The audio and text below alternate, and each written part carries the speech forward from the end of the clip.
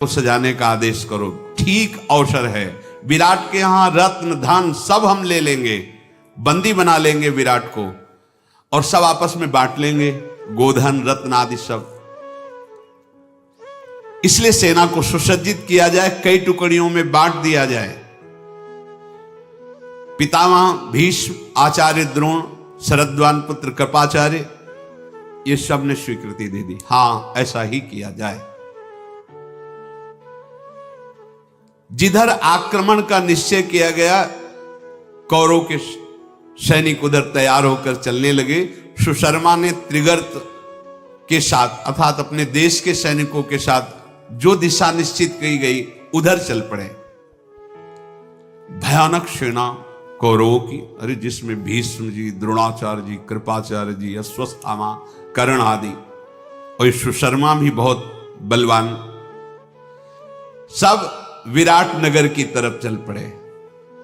सप्तमी की तिथि को अग्निकोण की तरफ से सुशर्मा ने चढ़ाई की और अष्टमी को निश्चित किया गया था कौरव दूसरी तरफ से आक्रमण करके जो उनकी गौशालाएं थी पहले गोधन का अपहरण करेंगे।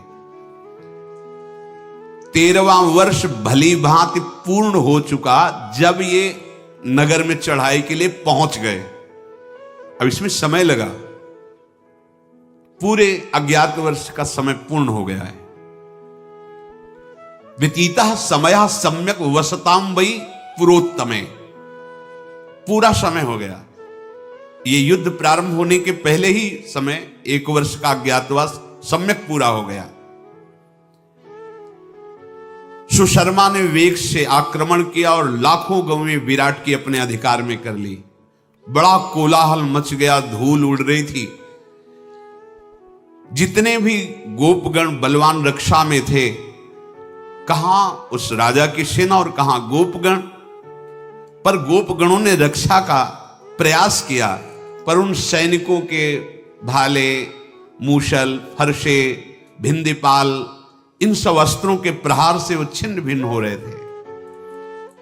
ग्वाले भयभीत होकर के भागे और महाराज विराट की सभा में जाकर के कहा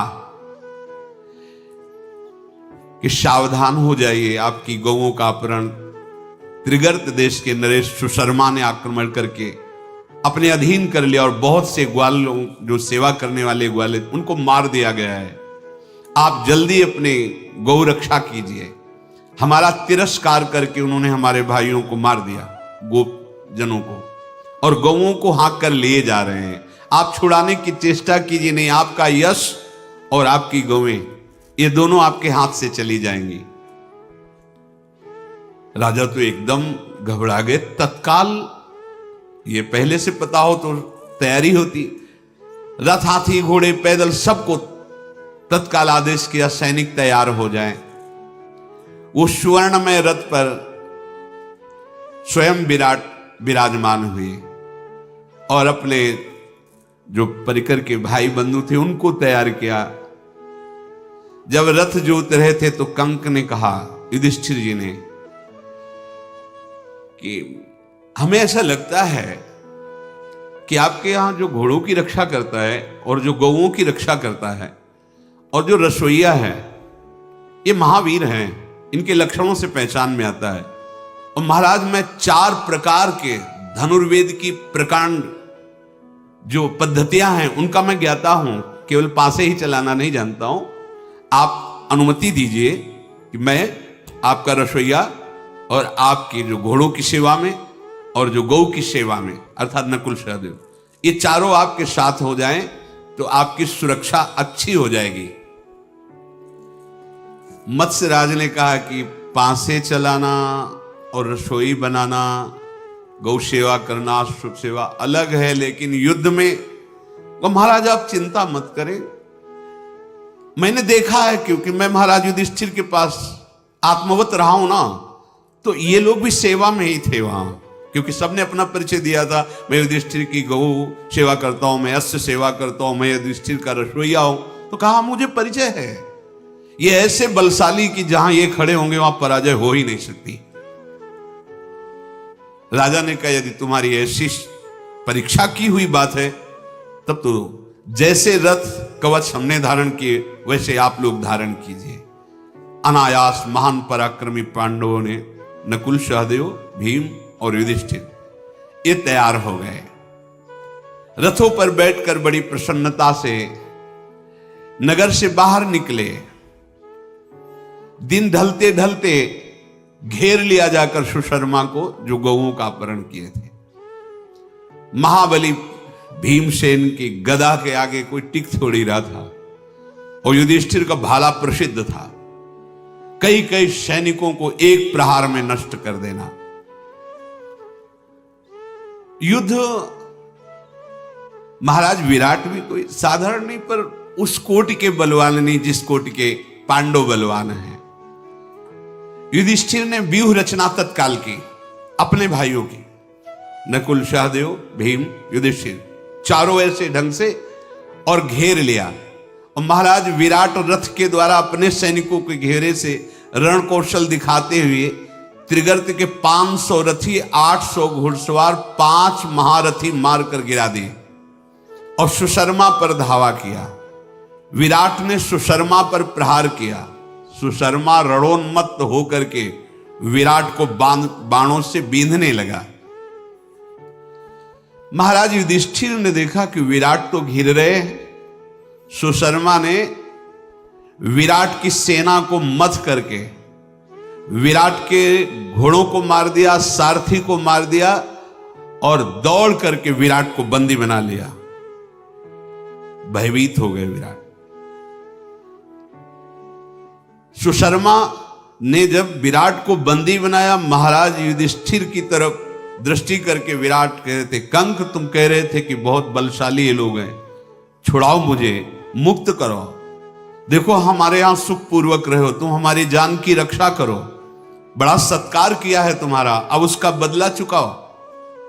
युधिष्ठिर ने कहा, शांत रहिए, आप धैर्य धारण कीजिए। महाबली भीमसेन से कहा, भीम जल्दी छुड़ाओ सुशर्मा से विराट को, कहीं ऐसा ना हो कि मृत्यु दंड दे दे। भीमसेन जैसे भयंकर तूफान चलता है, ऐसा वेग धारण करके दौड़े, सुशर्मा से कहा, खड़ा रहे, खड़ा रहे। गदा से रास्ता बनाते हुए शीघ्र पहुंचे। 1,00,000 सैनिकों को एक क्षण में मार दिया। न जाने कितने घुड़सवारों को, रथियों को, हाथी सवारों को भीमसेन विनाश करते हुए सुशर्मा के पास पहुंच गए। बलवान भीमसेन ने सुशर्मा के रथ पर छलांग लगाई, पहुंच गए, बाल पकड़ा, खींच के नीचे गिरा दिया और विराट को अपने, विराट यद्यपि वृद्धावस्था को प्राप्त हो रहे थे फिर भी बलशाली थे ही, भीमसेन के अंक में विराजमान, और कहा, भीमसेन तुम चिंता मत करो, देखो अभी ये सब भागते हैं पीठ दिखा के। सुशर्मा के बाल पकड़ करके बलपूर्वक घसीट करके महाराज युधिष्ठिर के पास लाए और कहा, आदेश करो इसका भी सर उतार दें। सुशर्मा तो भयभीत हो गया, चिल्ला चिल्ला के रोने लगा, ये हमारी इच्छा नहीं थी, पर दुर्योधन ने मुझे भेजा है। गला दबा के कहा भीमसेन ने सुशर्मा का कि अब दुर्योधन सहित तू भी यमराज के पास जाएगा, वहीं तू जाके सलाह करना। युधिष्ठिर जी बड़े दयालु है, युधिष्ठिर जी। युधिष्ठिर जी नहीं नहीं नहीं, इसको मारो मत, नहीं नहीं मारो मत। कहा, आप जहां होता है वहां आप छोड़ देते हो, वही बाद में अपने लिए काल बनता है। जयद्रथ को छुड़वा दिया था मुंडन करवा के, वही तपस्या करके भगवान शंकर से वरदान मांगा था, एक दिन में पांडवों पर विजय प्राप्त, कहा अर्जुन को छोड़ के। अब इधर तो ये पता नहीं था कि दुर्योधन भी चढ़ाई कर रहे हैं, यहां आनंद पूर्वक रात्रि व्यतीत कर रहे हैं। अब दिन में चलेंगे, और दूतों से कहा कि नगर में जा कह दो विजय सी प्राप्त हुई है, बड़े उत्सव मनाए जाएं। इधर दुर्योधन, क्योंकि सप्तमी को ये युद्ध, सुशर्मा अष्टमी को उनका था, ओ पूरे द्रोणाचार्य, भीष्म पितामह, बड़े बड़े महापुरुष, अरबों की संख्या में सब